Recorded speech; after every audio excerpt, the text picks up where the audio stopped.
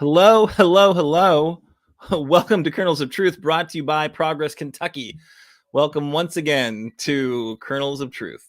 We have an important episode for you this week. We are 54 days into the 60-day legislative session. So we are at the time in the session where the long knives come out. The supermajority is going to force through their legislative priorities, which, of course, punching down on the poor, giving our tax dollars to private corporations and the rich, and, of course, making an abortion in our commonwealth as uncommon as compassion in the GOP. After a legislative update from Doug, we're going to have Kimberly bring us the news we need in under 5. Finally, we're going to close out with an interview, we hope, with Erica Payne, who will tell us what Patriotic Millionaires are all about and when they're going to be around to buy you a drink and tell you all about it. But first, are you ready to help turn Kentucky purple? We know our Commonwealth has some work to do if we're going to beat back the red wave of bad politics and policy from the GOP supermajority in Frankfurt, from bills to block reproductive justice to cutting taxes for the wealthy while blocking investments in our Commonwealth. We are going to need your help.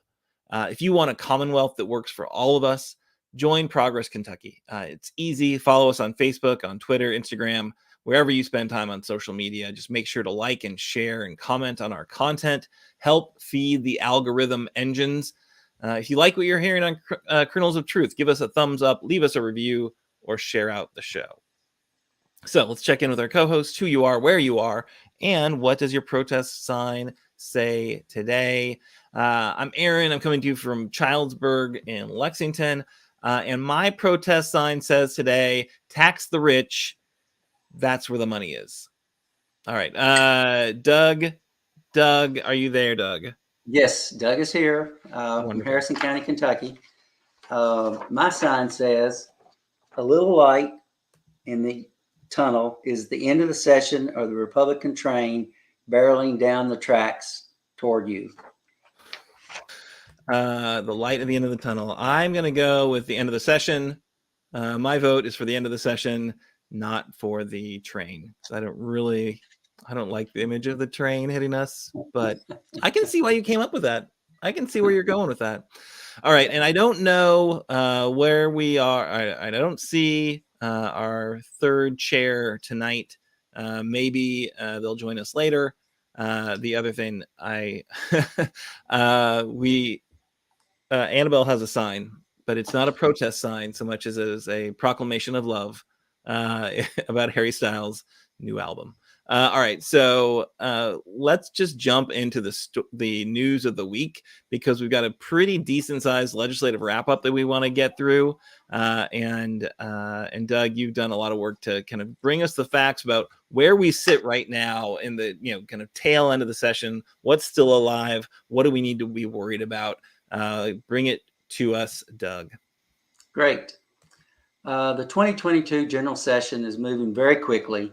In the last few days, it is hard to imagine that the Republican-controlled legislature could do more damage than has already been done.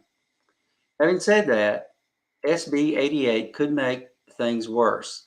This bill would allow a public vote on a constitutional amendment to allow the Kentucky legislature to call itself into session. According to a recent Lexington Herald Leader article, our part-time legislators make about $65,000 a year. In 2020, the median household income in Kentucky was $56,000 a year. Just think the amount of damage that could be done by a legislature gone wild, while at the same time enriching themselves at the expense of the taxpayers. The number of a bill generally indicates the importance assigned by the legislative branch. So SB 1 appears to be the most important bill to the Kentucky Senate. The bill would amend KRS 160.345 to require that the superintendent, instead of the site-based council, determines curriculum after consulting with the principal and school council. As noted on Forward Kentucky just recently, the Republicans added anti-CRT verbiage to this bill, a dog whistle to the Republican base. Much ado about nothing unless this results in the inability of teachers to do their jobs, which is to teach our children. In Harrison County, there is a local move to elect school board members by party as opposed to nonpartisan. If SB 1 passes, the superintendent will be in total control of the school system, and the school board controls the superintendent. Another target on education is HB 9 charter school funding. Initially, there would be a couple of trial charter schools, followed by full-blown for-profit schools that would receive public dollar funding. Most people who care about the future of public education are against this bold move by the typical modern-day Republican legislator. The primary sponsor is a white male attorney, Chad McCoy. This bill passed the House by a 51-46 vote, with 3 not voting, which means that after the bill goes through the Senate, there may be a possibility of people changing their votes, but time will tell. Add to this drama, the Republican-controlled legislature is pushing through bills or rushing bills through the process to pass bills that would allow them to override a gubernatorial veto, changing committee assignments to get favorable movement, adding members, removing members. Any bills passed on the last 2 days of the session, April the 13th and 14th, could be vetoed by the governor with no chance of being overridden. Other bills that we are watching: HB 4, which cuts benefits for those who are drawing public assistance funds. During debate, I heard several legislators note there are plenty of jobs available. People should just get back to work. An Eastern Kentucky Republican legislator cried. He actually cried while discussing the bill, noting that in his area, there are not that many jobs and this public assistance was needed. The rich folks outvoted those who cared about the poor folks.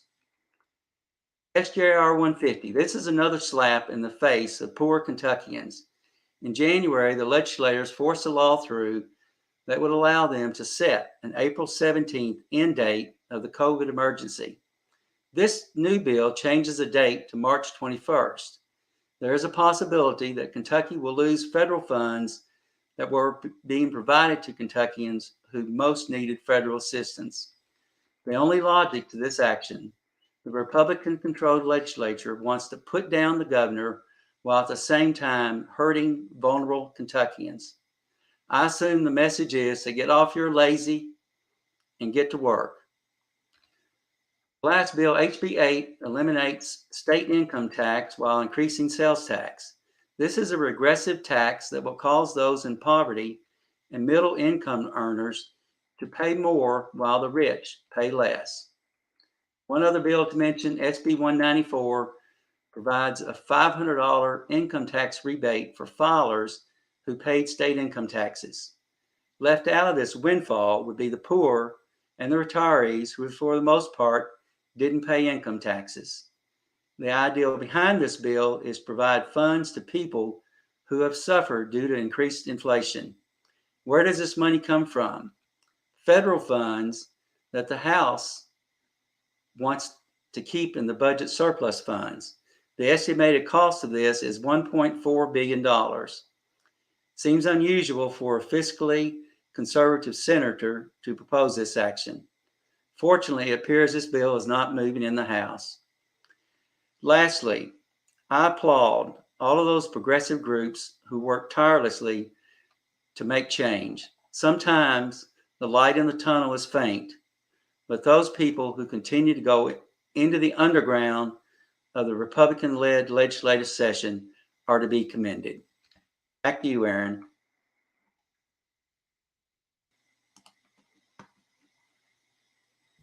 Hey, so that's a pretty bleak outlook, right? So a lot of bad bills are passing right now, and I think it's really important we underscore, kind of where your voice is needed most. So we know that HB 9, which is of course the charter school bill, that passed very, very closely, right? So it got exactly the number of votes that it needed, 51 votes to pass. They, as Doug alluded to, there was a lot of shenanigans to get this bill through. They moved it out of a committee where it wasn't going to pass. They put somebody into the new committee to make sure they could get it through. And it was just by the skin of its teeth. Clearly, there's a lot of money invested here. And of course, if you don't know the story of charter schools, they're for-profit corporations that come into communities ostensibly with a contract with the local school board, but the corporations not based in Kentucky. These are big national corporations that have decided that this model is the way to go, and they take tax dollars away from public education. There's kind of no ifs, ands, or buts. The way this structure would work is it would take tax dollars from your local public schools and put them into these private, for-profit, corporate-run schools. So if you think that's a good idea, you should call. But I think what we all need to do right now is to really lean in, and we'll maybe repeat this at the end, but you should call. You should call the legislative comment line tomorrow morning as soon as they open, 8:30 or so, and urge your senator to oppose HB 9. So that House bill needs to get blocked, and it was really close. So here's why this one matters. So it only needs to pull a few votes to make a difference. So you could call. If you see on this, which is a little hard to see, but if you zoom in, if you see your House member supporting this bill, call them and let them know how disappointed you are that they supported private corporations sucking money out of public schools. So what'll happen, worst case scenario, this bill then passes the Senate pretty well, and it goes to the governor's desk. What then will likely happen is that, I'm quite positive that Governor Beshear will veto this bill. And then, the way they structure their calendar is they'll be out of session for 2 weeks to wait for the governor to veto everything that he wants to veto. They'll then come back and override vetoes. This one is so close. There's a very real likelihood that if we mobilize effectively, they won't have the votes to overturn his veto. We only need to swing a few votes to keep this from being overturned. So that's really important thing to keep in mind. I know,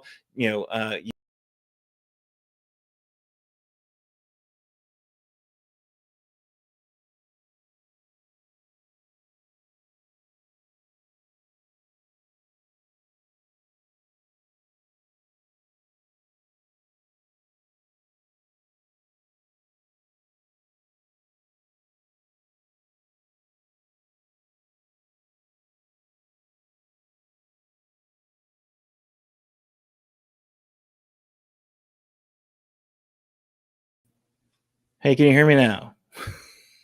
Can you hear me now? Yeah. I hear you. Hey, sorry about that. StreamYard is just really, really operating well tonight. So, what I was basically saying is if we organize effectively, we can flip a few votes and keep this from being the veto from being overturned. That's, I think, as we mentioned earlier, the kind of light at the end of the tunnel. Is that a freight train headed towards us, or is it really the end of the tunnel? We can turn this into an actual end of the tunnel if we organize effectively. So please do make that call. Call your state senator, urge them to oppose HB 9, and call your House of Representatives member, your rep, and let them know that you either supported their vote if they voted against it, and are really pissed off if they voted for it.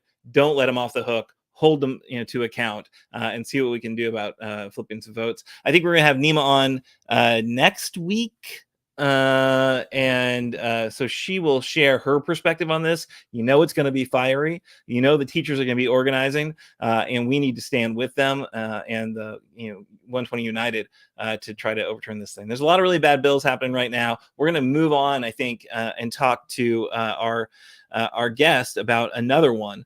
So let's go ahead and move to our guest while StreamYard seems to be functioning. We are really, really excited to be joined tonight by Erica Payne with Patriotic Millionaires. A fearless advocate for economic justice, Erica has appeared on dozens of media outlets, from NBC to Fox News. She's going to need to amend her bio to include Kernels of Truth. She is the author of The Practical Progressive, How to Build a 21st Century Political Movement, which Jonathan Alter of Newsweek called a blueprint for a progressive conspiracy to help save the country. See, it's not just the right wing that have conspiracies. The progressives can have conspiracies too. We can get in on the fun. She is the co-author with Morris Pearl of Tax the Rich, How Lies, Loopholes, and Lobbyists Make the Rich Even Richer, and co-author with Dr. Rob Johnson of Make Markets Be Markets, a post-crisis analysis of financial regulation and the U.S. banking system. Erica, thank you so much for joining us this week. How are you doing? I'm doing so well, and I so appreciate y'all having me. Oh, well, thanks for hanging with us and joining us, and thanks for turning Patriotic Millionaires' attention to Kentucky. So I'm going to assume that you and I saw your social media. I know you've been alerted to the fact that Kentucky is right now considering going down the Kansas route, right? Getting rid of our income tax as a way to, embolden our economy, unleash our economy, bring on all those, rich people who only live in places that the income tax is low, I guess is the theory there. Or, businesses really want to be in places without income taxes, I think is the argument. I don't know. I don't really get the argument, but I think it's related to trickle down economics, I think. But, it's certainly something that the Republicans have made one of their top priorities here in Frankfurt. And I wanted to just start off with having you tell me a little bit more about Patriotic Millionaires. And why that effort is a fool's errand, I guess. So, Eric, tell us a little bit about Patriotic Millionaires, who you are and what you do, and why you started it. Yeah, so the Patriotic Millionaires is a group of about 250 very high net worth Americans from around the country. We're in 33 states. And they have a very simple message to their fellow citizens, which is this mechanism at the heart of our shared experience, our political economy. And I use that phrase really deliberately. Our political economy is rigged in favor of people like our members. And because our members are on the inside of these conversations and they're the beneficiaries of a system that is rigged against ordinary people, these are folks who about 11 years ago just said enough already. We don't want to live in a country where the economy is rigged in favor of a tiny number of people. We are building a huge permanent underclass. We are destroying the middle class, and we will destroy our economy and our country over time if we don't address it. Paying taxes is fundamentally part of your patriotic duty. And these millionaires have said, I want to pay higher taxes. I will work my fingers to the bone to make sure that I do pay higher taxes. And I will try to break apart this mythology that conservative billionaires have spent tens upon millions of hundreds of millions of dollars trying to sell the American people the idea that tax cuts like the ones that you all are facing are good for anybody. So the group first came together in 2010 when it became clear that President Obama was going to cave to Republican demands to extend the Bush tax cut. A bunch of them signed a letter and said, for the good of the country, raise our taxes. And we've been working together to try to accomplish that ever since.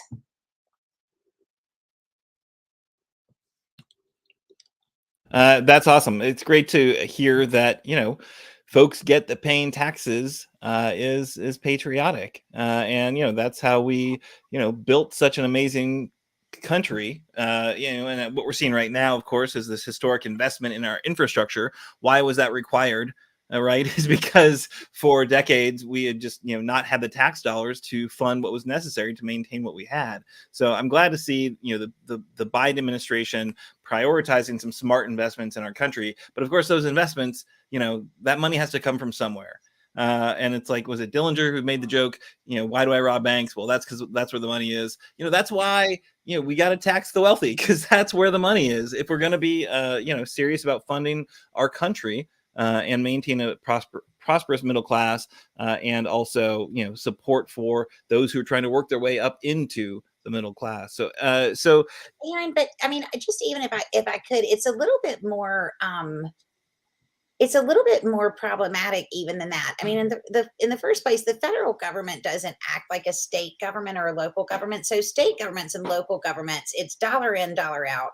You either have the money to spend on education and other services or you don't. So you either have well-funded schools or you basically build a permanent underclass.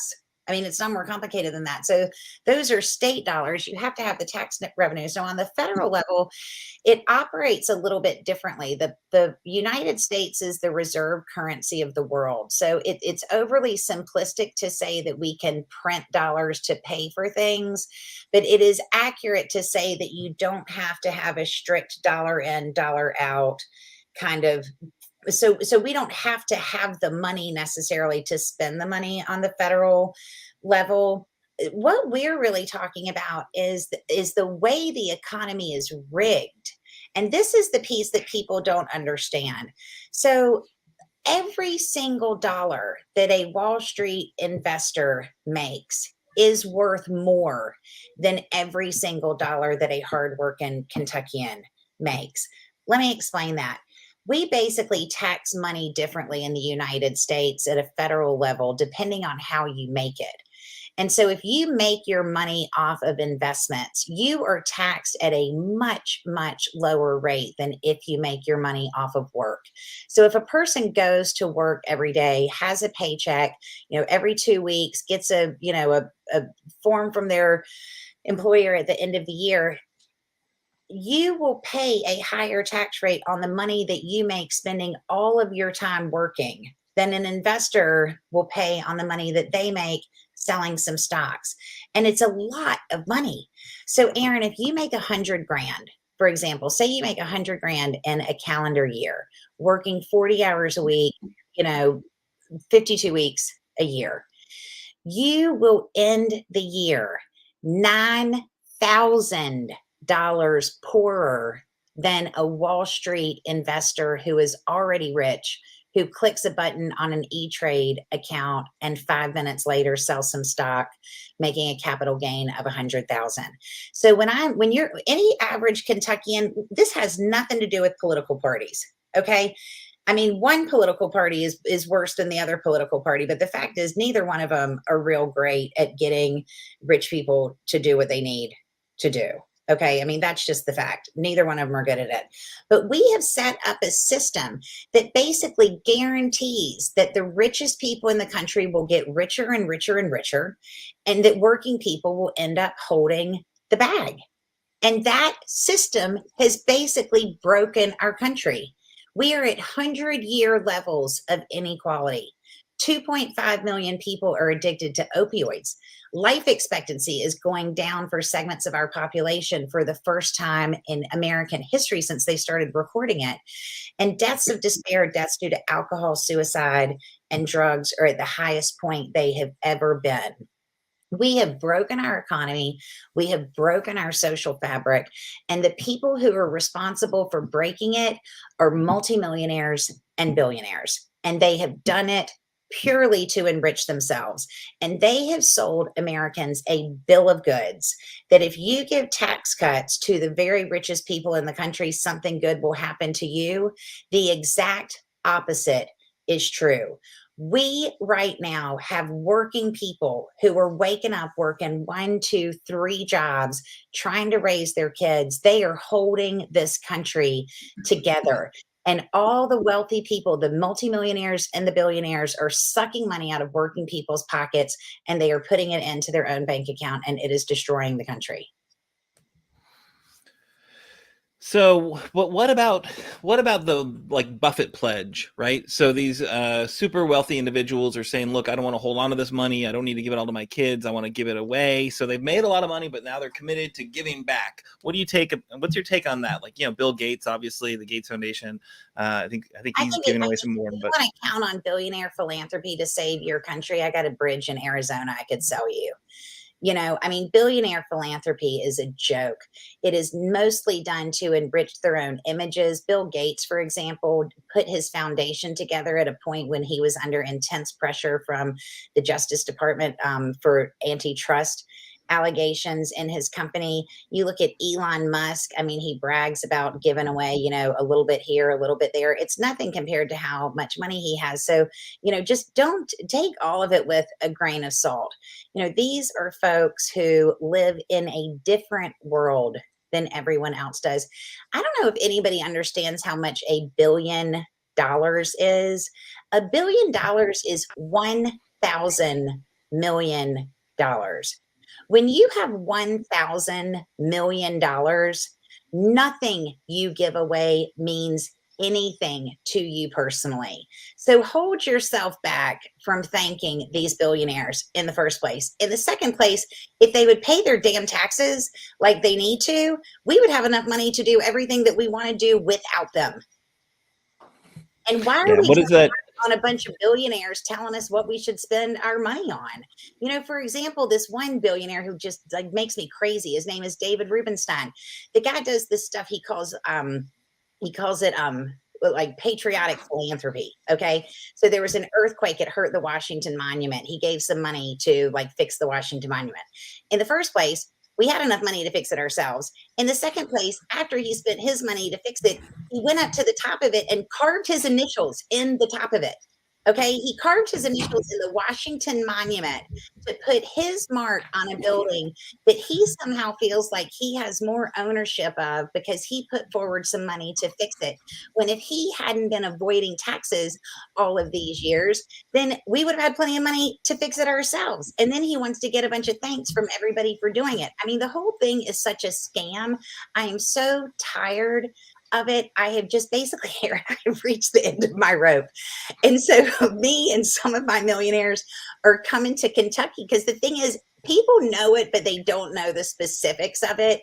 When you do polling, 70% of Americans think the economy is rigged against them. We've got news for them. They are right.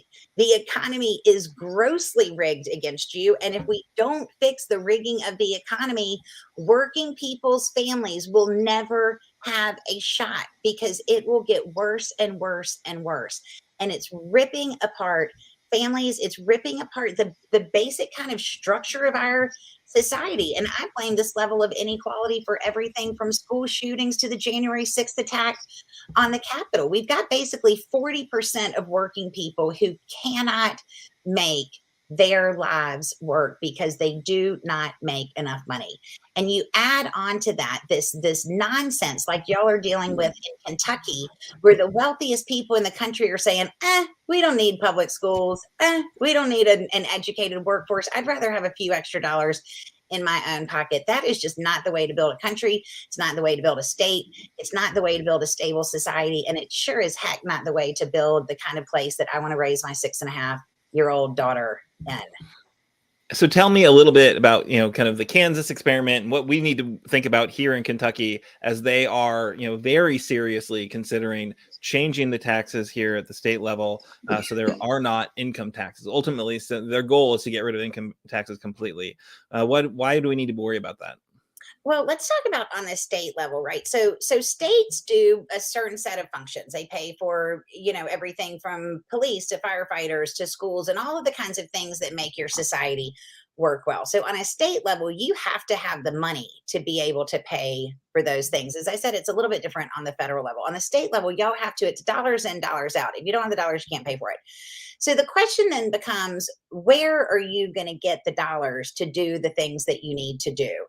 And if you don't get them from income taxes and you move them to sales taxes, that's a regressive tax, as you were saying earlier. But just to explain to people what that is, if you make $30,000 a year and your taxes on goods that you need to buy, food, milk for your kid, orange juice, bread, if those taxes go up, then you are paying more for those items. And then a portion of that money is going in to fund the schools.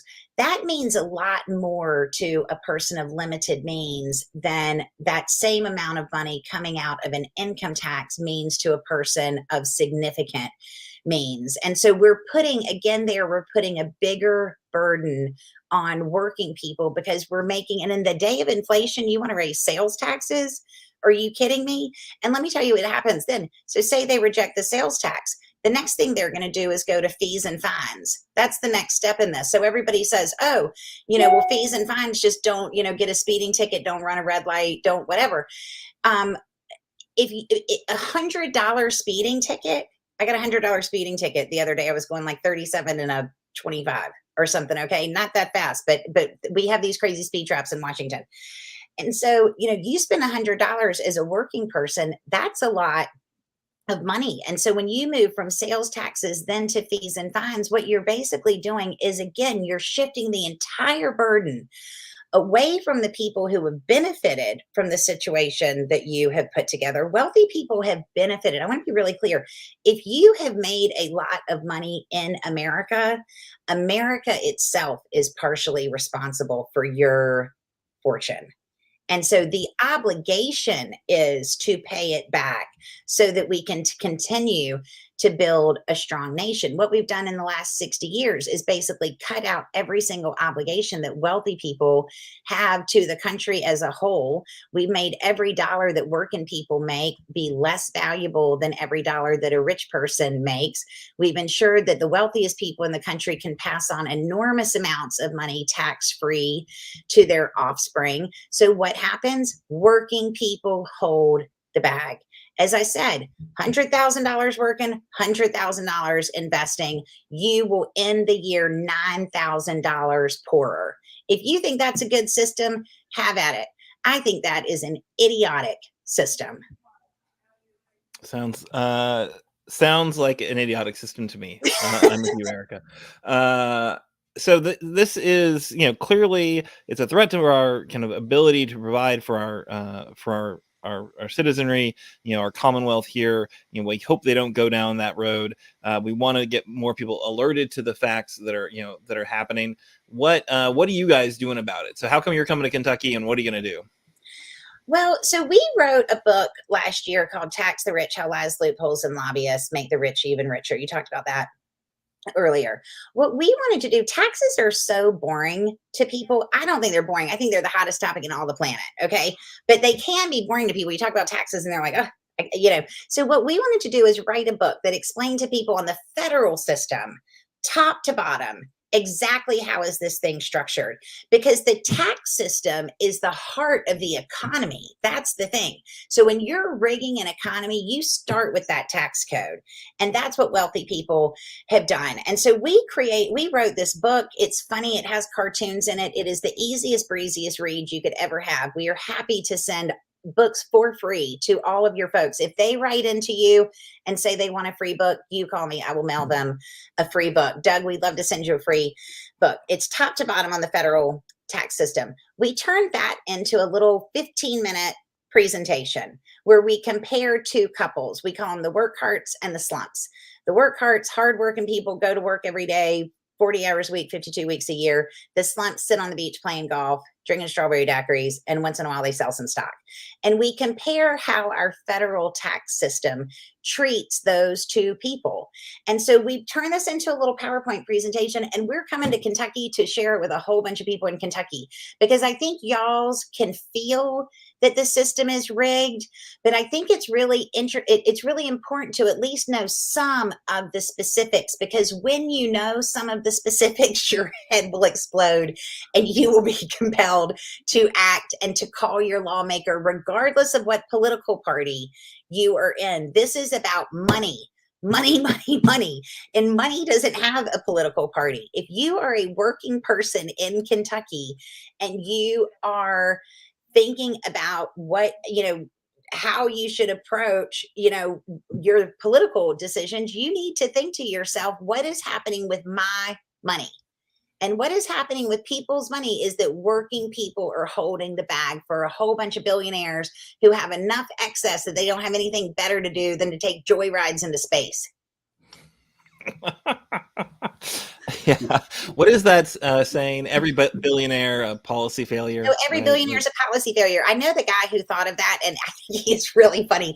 But so anyway, so we decided to come to Kentucky because we just want people to understand the federal tax system a little bit. Because I swear, if you give me 15 minutes to tell you top to bottom what's going on in the federal tax system, you will call your congressman, you will call Mitch McConnell, and you will tell him, I'm going to get rid of your sorry self if you do not address this, which he is highly unlikely to do. And so we just want to come to Kentucky and share that information with y'all and get to know some people down there, because again, we really feel like working people in America, regardless of what they think about any host of other issues, when it comes down to money, working people in this country need to unite to reform this economy, to unrig it, and to wrest control of this economy from the billionaires, because the billionaires are selling you a bill of goods. They are stealing all of your money, and they have to be stopped before it is too late. I love it. Yeah, we want to stop them. We need to do it. I'm with you. Maybe if Annabelle can pull the graphic back up on the screen. So these are all events you're going to be. You'll be here next week in Kentucky. We're coming Wednesday, Thursday, Friday, and I just want to throw in the little extra that everywhere we go, we're having free beer and free pizza. So we're going to Coffee Tree Books in Moorhead, and then to Pasquale's Pizza and Pasta. That's on Wednesday. Thursday, we're going to Lexington, and we're doing a buyout of Al's Bar, which is a hot little place in Lexington. We'll have beer and snacks for everybody. We'll talk to you a little bit about taxes, give you a free book. Come on by, have a beer. Let's talk some taxes. And then the next day we go to Louisville, and we'll be actually, ironically enough, in the Elaine Chao Auditorium at the University. Does not get any more ironic than that. University of Louisville. So we have a packed day, but I mean, basically, look, we know a lot about taxes, and our members live at the inside of this system of influence, and we have seen how it works from the inside, and we just think it's something people need to know. So we're taking our show on the road. We spent some time in West Virginia at the end of last year. When we come to Kentucky, we'll be there for 3 days, and then we're going to head to my home state of North Carolina, so I can go talk to the folks I grew up with about what is happening in the nation's capital, because it ain't pretty. Yeah, and it's hurting their family, more importantly. So this is really important stuff. I'm really glad you're doing it. I'm excited about the book. I will not be here next week, unfortunately, but it looks like there's some interest in the book for sure. I hope people will join you. We will share those details out further via the show notes and through our social media, so people can come out and meet you in person and let you buy them a beer. I mean, millionaires are organizing, like, yeah, they should buy me a beer to hear about your agenda. Listen, we should totally buy you a beer. And we have found that taxes are a little easier with a cocktail in hand. And so, have a beer, talk some taxes. It's so interesting when you get into it, because it's so dumb. I mean, the justification they give for this nonsense they've come up with, that is the current federal tax code. You can sell this to any reasonable person if they really saw it. But tax policy is one of these things people are like, it's boring, I don't know. This is serious stuff, and it's really nuts what they've done. And they've done it over a long period of time, and now y'all are facing the same stuff, and people are facing this all over the place in different states. Just a bunch of rich, greedy bastards who don't want to do their part. It's gross. I mean, at the end of the day, it's gross and it's weird, I think. And it's just it's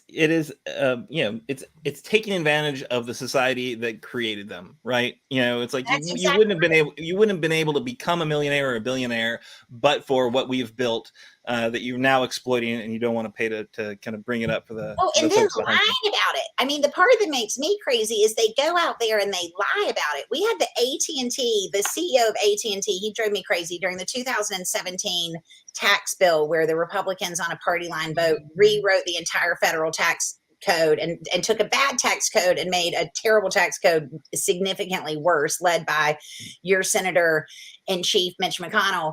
But I mean, we're talking about 2017. They rewrote the whole thing. And then what did they do? They got people like Randall Stevenson, who was the CEO of AT&T at the time. He went all over the country saying, I'm a job creator. If you cut taxes at AT&T, I'll hire more people. You know what he did when the tax bill passed? He fired 40,000 people. Okay.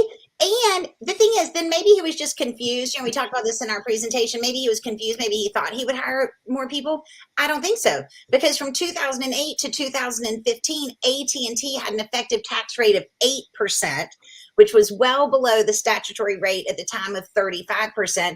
During that period of time, the guy laid off 80,000 people. So there is zero correlation between job creation and tax cuts. Exactly zero. And they keep on saying that you only pay taxes on profits. That's the other. So it doesn't even mathematically, it doesn't make sense. Because if you're a corporation, you pay taxes on your profit. Expenses like payroll are taken out before you get to your profit. So it doesn't even make sense on its face. But then Randall, you think this guy's CEO of a big company. Maybe I should listen to him. You shouldn't listen to him. He's lying to you. And why is he lying to you? Because he wants to be richer. And if he lies to you, he will get richer. This is not complicated. So Doug really wants to ask a question. So I'm going to just keep talking so that I get frustrated him until he shouts at me. No, Doug, what do you got? Oh, no, that's great. I think maybe you may have caused us some real problems, because one of our board members is commenting, and I noted that his comment, he said, free pizza and beer, is that even legal? Well, it may not be after tomorrow, because I'm sure the Republicans are going to pass a bill that says, oh no, people can't come to Kentucky and give away free beer and pizza. Especially not if they're going to learn anything about taxes and then take that power to call their local lawmakers and say, take hold of yourself and make a different decision before I kick your sorry self out of office. Because This is untenable. After what these kids have been through in this pandemic, the idea that somebody will cut school funding, okay, based on a bunch of rich people wanting to buy themselves another private jet, give me a break. Yes. I also want to mention, we used to be the Mitch McConnell Retirement Committee. We failed in that effort, but we're doing other things now. And I read an article you had on your website about the confirmation hearings and about McConnell's claim about dark money being involved in the effort. And for him to be, even have those words come out of his mouth is just completely just crazy. Well, that's one of the things is you open up the newspaper and you read what these people say and what their perspective is. And as I have climbed in the last 11 years, climbed into tax policy and really seen what these people are doing, it is so startling in its simplicity, because it really is not any more complicated than this. They are lying to you in order to make themselves richer. That is the only thing you really need to know. But we're coming to Kentucky to put a few more details on that. But basically, working is a fool's game. You either want to already be rich so that you don't have to pay any taxes, or you want to inherit a bunch of money so you don't have to pay any taxes on that. Yeah, sounds right. Wow. So, Erica, I want to just say thank you so much for giving so much of your evening to hang out with us and set us straight on tax policy. That's right. I made my I'm sure there's some folks who come from Progress Kentucky and hang out with you at Al's Bar, because I've heard good things about Al's Bar. So I know they're going to want to hang out with you there. We've got Chris sharing the event. Musicians coming too. It's going to be fun.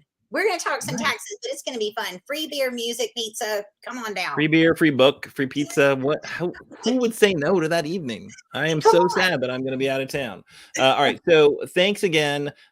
We appreciate the vision you're sharing, and in case folks were wondering, the bill, of course, to get rid of the income tax in Kentucky is HB 8. So we talked about HB 9 earlier, the anti, the pro charter school bill. HB 8 is the anti income tax bill. Lots of things to call about right now for sure. Both of them, I think, are in the Senate right now. So really important that folks do make phone calls to their legislatures and urge their senators to stop them both.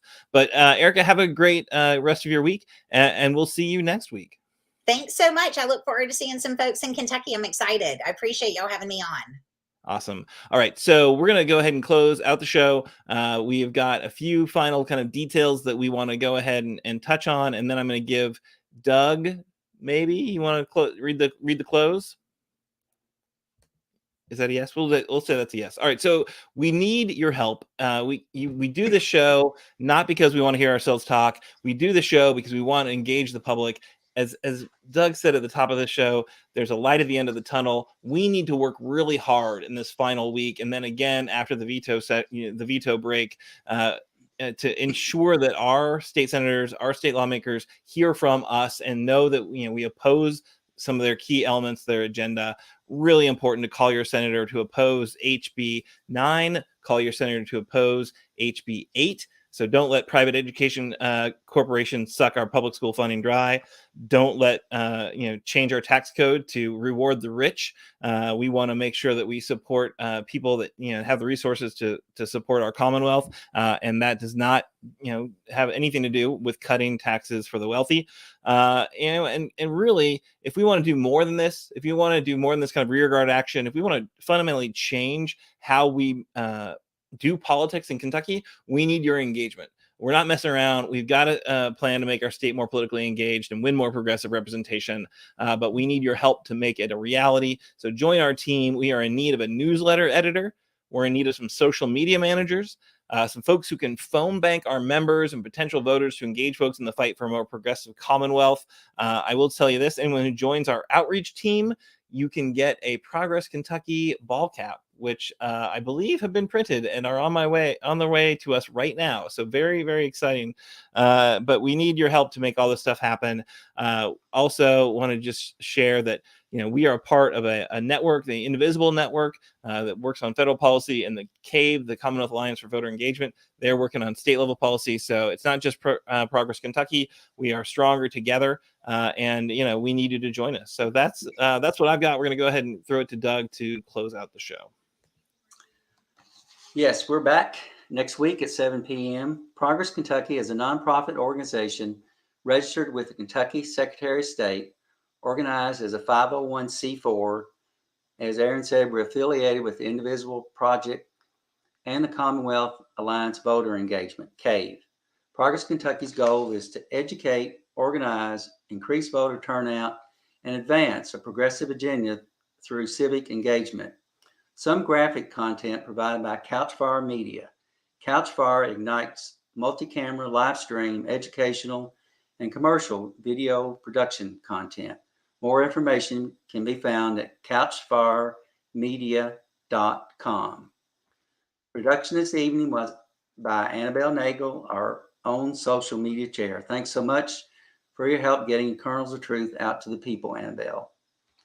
The Jones Report is a weekly live national local news talk and conversation show that occurs every Sunday at 7 p.m. It's hosted by Mike Breuer, Betty Foster, and Kimberly Cecil Jones. Kimberly is one of our co-hosts. She was unable to be here tonight, but we did miss her. We'll see her next week, along with having you all there. The Jones Report radio program can be found on Facebook at the Jones Report Radio. Thank you, Nate, for the theme songs. You can find more information and music at natosongs.com. If you miss our weekly live stream on Facebook, don't worry. You can rewatch shows and see our source links on Facebook. Our audio podcasts are available on Apple, Google, Spotify, and wherever you get your podcast. And as Kimberly always says, do something nice for someone, and we hope to see you next week. Bye.